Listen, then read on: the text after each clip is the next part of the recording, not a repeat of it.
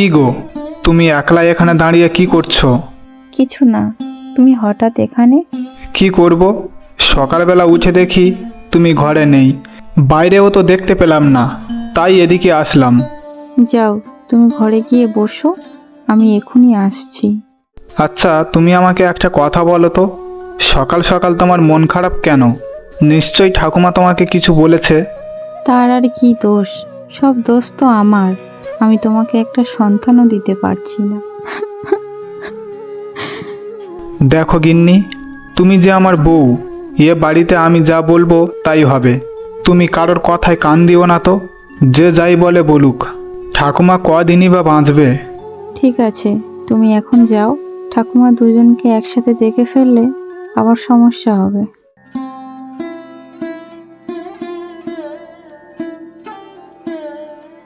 রিয়াকে তো কোথাও দেখতে পাচ্ছি না, কোথায় গিয়েছে সে?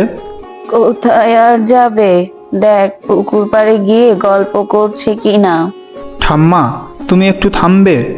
ওর নামে এসব কথা বলতে তোমার একটুও খারাপ লাগে না? বউয়ের প্রতি দরদ একেবারে উতলে পড়ছে মনে হচ্ছে। এতই যখন দরদ, ওকে বল না একটা সন্তান দিতে। সে মুরত তো নেই।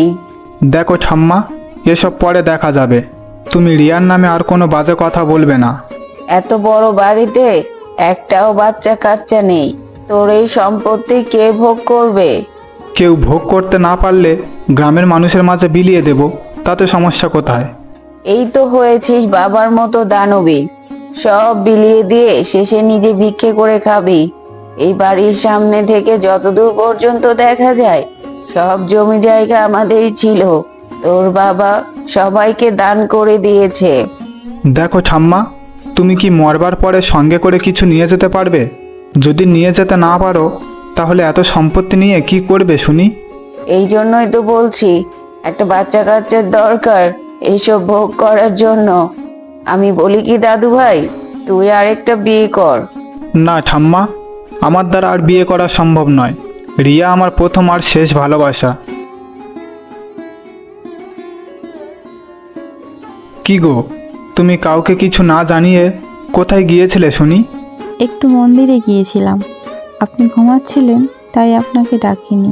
ঠিক আছে, তুমি গিয়ে খেয়ে নাও। না ঠাম্মা, আমার উপোস আছে, আমি খাবো না।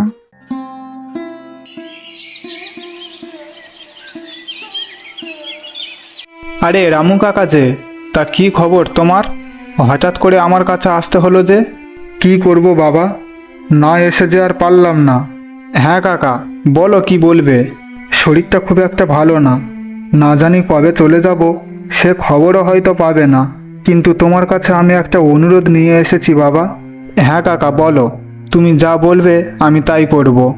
বাবা, আমার একটাই মাত্র মেয়ে পূজা, আমি ছাড়া ওর যে এই দুনিয়াতে কেউ নেই, তাই তুমি একটু ওকে দেখে রেখো বাবা। তুমি কোনো চিন্তা করো না কাকা, আমি পূজাকে দেখে শুনেই রাখবো। এবারে আমি মরেও শান্তি পাবো।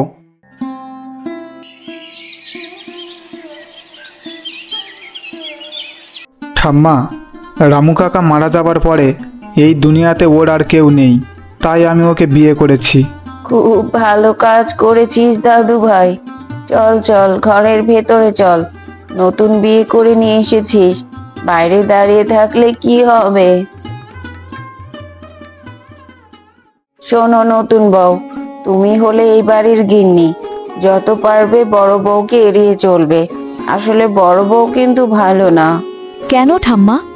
দিদি কি খুব খারাপ মানুষ? সে কথা আমি আর কি করে বলবো। মানুষকে দেখলে সবকিছু বোঝা যায়। তুইও দেখতে দেখতে বুঝতে পারবি। ওসব কথা ছাড়ুন তো, তার আগে আপনি বলুন আমার কাছে এসব কথা কেন বলছেন? আর এসব কথা বলে আপনারই বা লাভ কি? আমার আবার কিসের লাভ রে দিদি ভাই? দুদিন পরে তো মরেই যাব, কিন্তু লাভ তো তোমার। তুমি যদি আমাদের বংশে একটা প্রদীপ জ্বালাতে পারো, তাহলে এই সম্পত্তি সব তোমার। তাহলে তো খুব ভালো হয়। এবারে তুমি দেখে যাও ঠাম্মা আমার খেল। কি গো, তুমি এত চুপচাপ কেন? কিছু বলছো না যে? আমি যা বলবো সেটা শুনলে হয়তো তোমার ভালো লাগবে না। আরে না না, কোনো সমস্যা নেই, তুমি যা বলতে চাও বলো। আমি আর তোমার বড় বউ একসাথে একই বাড়িতে থাকতে পারবো না। শুনেছি বন্ধ্যা নারীদের সাথে থাকবে নাকি অনেক সমস্যা হয়। আরে কি যে বলো তুমি, ওসব কিছুই হবে না, শুয়ে পড়ো তো। আমি আর এক মুহূর্ত এক ঘরে থাকতে পারবো না। কালই আমাকে নতুন ঘর করে দেবে, তা না হলে আমি এই বাড়ি ছেড়ে চলে যাব। কোথায় যাবে তুমি শুনি? যেদিকে দুচোখ যায় সেদিকে চলে যাব, তবুও এই বাড়িতে থাকবো না।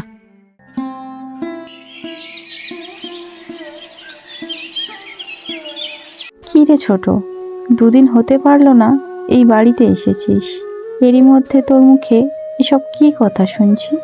আমি যা বলেছি ঠিকই বলেছি। এখন থেকে ওই ঘরে তুমি থাকবে আর এই ঘরে আমরা থাকব।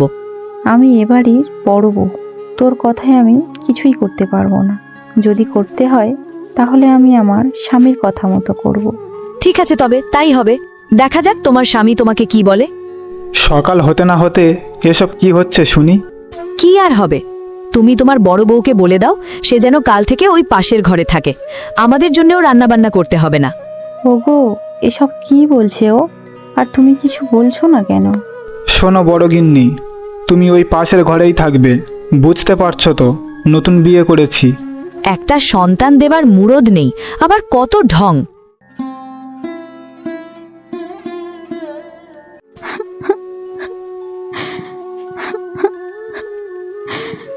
কে মা তুমি?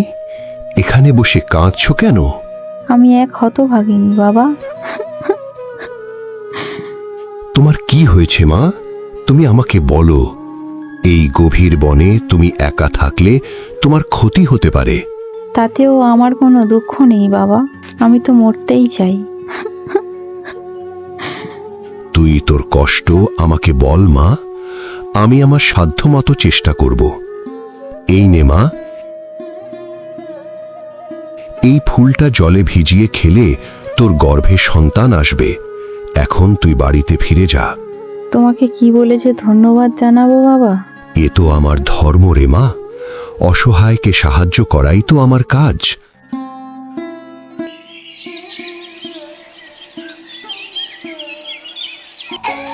ও বড় বৌমা, তোমার ছেলেকে একটু আমার কোলে দাও না।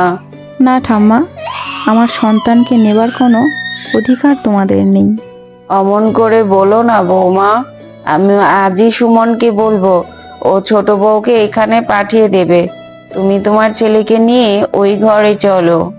না ঠাম্মা, আমি একবার ওই ঘর থেকে এখানে এসেছি যখন, আর কোনোদিনই ওই ঘরে ফিরে যেতে পারবো না। এখন এই ঘরই আমার সংসার, আমার সব কিছু। আমি আমার ছেলেকে নিয়ে এই ঘরেই থাকবো। আমি একটা মেয়ে হয়ে আর একটা মেয়ের সর্বনাশ কিছুতেই করতে পারবো না। আমাকে তুমি ক্ষমা করে দাও দিদি, আমি এই বুড়ির কথা মতো তোমার সাথে অনেক অন্যায় করেছি। আমাকে তুমি ক্ষমা করে দাও। তোর কি দোষ বল? দোষ তো আমাদের কপালে, তা না হলে কি আমাদের সাথে এমনটা হতো? যা হয়ে গেছে সব ভুলে আমরা কি এখন থেকে একসাথে থাকতে পারি না দিদি? কি কি বললি তুই আমাকে? দিদি বলে ডাকলি তুই আমাকে? হ্যাঁ দিদি, আমার তো কোনো বড় দিদি নেই, তাই আজ থেকে তুমি আমার বড় দিদি। দাও দেখি এবার ছেলেটাকে আমার কোলে দাও তো। ওগো দেখো না, আমার সন্তান কত সুন্দর হয়েছে। অমন করে বলতে নেই, সন্তানের যে অমঙ্গল হয়। ঠিক আছে, আর বলবো না। দেখলে তো গিন্নি, আমার সন্তানের কপাল কত ভালো, একসাথে দুটো মা পেয়েছে। তা তুমি ঠিকই বলেছ। কই, ছোট গিন্নিকে তো কোথাও দেখতে পাচ্ছি না। কোথায় সে? কোথায় আবার? বাবুর কাপড় চোপড় ধুতে গেছে পুকুরে। সে কি আর বসে থাকে কখনো? বন্ধুরা, আমাদের এই ভিডিওটি তোমাদের কাছে কেমন লেগেছে? যদি ভালো লেগে থাকে তাহলে ভিডিওতে একটা লাইক, কমেন্ট আর সাবস্ক্রাইব করতে ভুলবে না। দেখা হচ্ছে পরবর্তী নতুন কোনো গল্প নিয়ে। ততক্ষণের জন্য সবাই ভালো থাকবে, সুস্থ থাকবে। ধন্যবাদ।